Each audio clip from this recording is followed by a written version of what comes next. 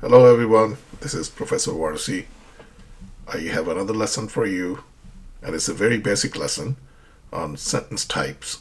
There are different types of sentences, and as usual I have given you lots of examples and some exercises for you to do so you can learn the applications of these types of sentences. As a student of English, it's important for you to write and write well with precision and clarity.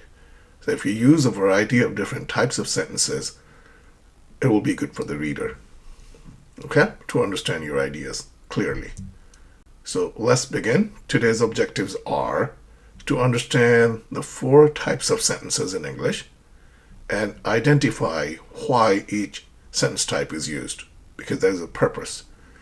And our objective today is also to learn to differentiate between declarative, interrogative, imperative, and exclamatory sentences.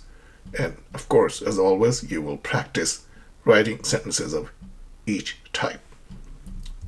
So let's begin. First and foremost, what is a sentence? A sentence is a group of words, phrases, that expresses a complete thought. Now, if you took my lesson on dependent and independent and local errors and global errors in sentences in writing, you most probably remember that one of the local errors is a fragment sentence, such as saying, since the crime rate is increasing in the city, period. Did you understand the sentence? The idea is not clear. So it's not a sentence. A sentence expresses a complete idea. And the minimum requirement for a sentence is that there be a subject and a predicate. Sometimes it's called a verb. So the cat sleeps. So you can see the cat is the subject of the sentence and the predicate is sleeps. The cat sleeps or is sleeping. That is a sentence. All right? So there are 4 types of sentences, as I mentioned before. There are declarative sentences, there are interrogative sentences, there are imperative sentences, and exclamatory sentences. So let's study each of these types. Declarative sentence. A declarative sentence states a fact. Okay? That's just an opinion. It may be an opinion, but it usually is a fact. And as with all sentences, it ends with a period. In some cases, it may end with a question mark if it's an imperative sentence. Some examples of declarative sentences are, the sky is blue, or I enjoy reading books, or I love pizza. Okay? So these are declarative sentences. Can you write 2 declarative sentences just to practice?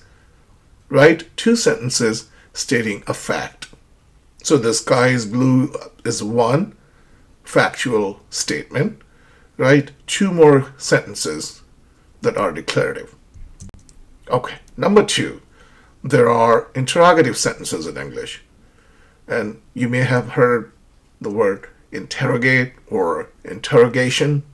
An interrogative sentence asks a question. And unlike a declarative sentence, which ends with a period, an interrogative sentence ends with a question mark. Okay? So if someone says to you, what is your name? If somebody asks me, what is your name? I say, oh, my name is Professor Warsi. Or, are you coming to the party? Are you hungry? Do you want to go out tonight? Do you want to go to the movies? So these are all interrogative sentences. So when you write these sentences, make sure that you write a question mark at the end. Okay? Now practice writing 2 interrogative sentences. And if you don't want to do it right now, that's fine. Complete the lesson. And then after you take the lesson, write the different types of sentences. Write some declarative sentences, write some interrogative sentences. Okay? And you may want to take this lesson again just to solidify your learning. Okay. Number 3, there are imperative sentences in English. Basically, imperative sentences either are a command or a request that you make. Okay? So, in terms of punctuation, an imperative sentence may end with either a question mark or a period, depending on the type of request that you're making. So, someone can just ask you to do something like close the door. Please close the door would be nice. Or please pass the salt. Or an imperative sentence could be even a request. And in that case, it may be either a period or a question mark or even an exclamation mark. Try to write 2 imperative sentences. Okay? Like close the door. Ask somebody to do something. Practice writing 2 imperative sentences for now. And then you will have to continue to practice more. Okay. The 4th type of sentences is exclamatory. Exclamatory sentences, they express strong emotions, right? Feelings, emotions. And they, of course, because they are exclamatory, they end with an exclamation mark. What a beautiful day. Or people say, wow, I can't believe we won, like this team. You see the team members, how excited they are? Okay, so write 2 exclamatory sentences in which you express strong feelings, a desire, or strong emotion. Like, I love this class, right? And that would be an exclamatory sentence. So write 2 sentences, practice. And moving on, remember that as you learn a new grammar rule or a pattern or a sentence structure, for example, you need to practice writing it. It's one thing to learn something new, but it's quite another to practice what you've just learned. So, application is very important. Now, I've given you 4 sentences. I need you to identify the types of sentences. Please bring me the book. You've just learned there are 4 types of sentences. Which one is this? So do the rest, and I'll also show you the answers, as I always do.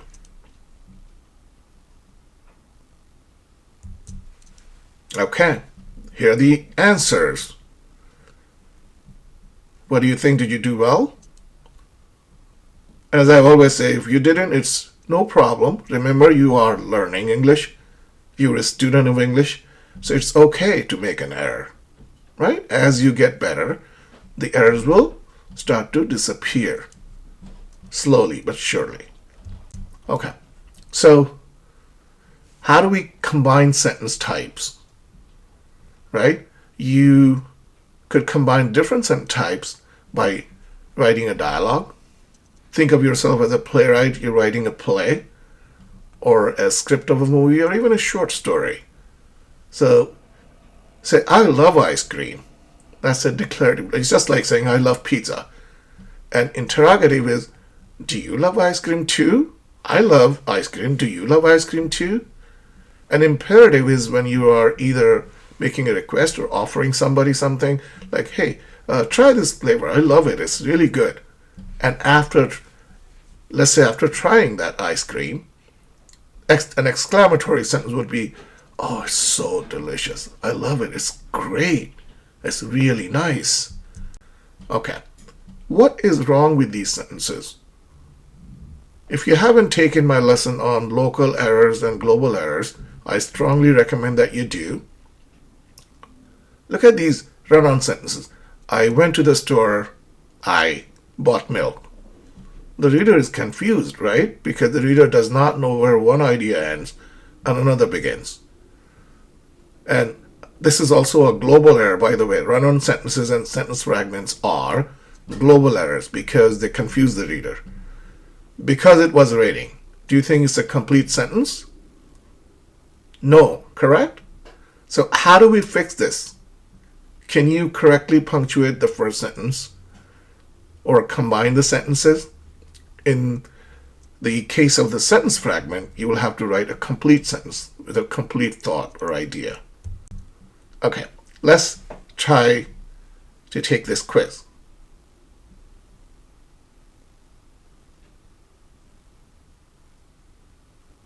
You may have to go back to the previous slides and learn the rules and do the quiz together. Okay? Question 1 and question 2.